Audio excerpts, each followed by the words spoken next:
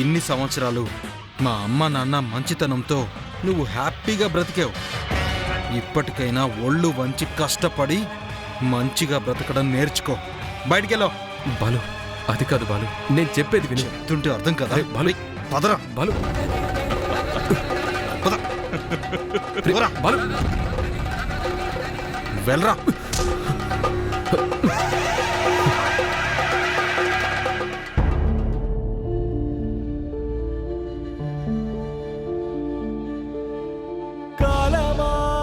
కాలమాయి మట్టి గొంతు వినవే, త్యాగమాయి సత్యమింక కనవే.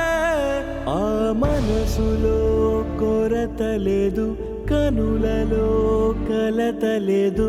పసి నవ్వుల వయసు శిఖరం తన మనసు.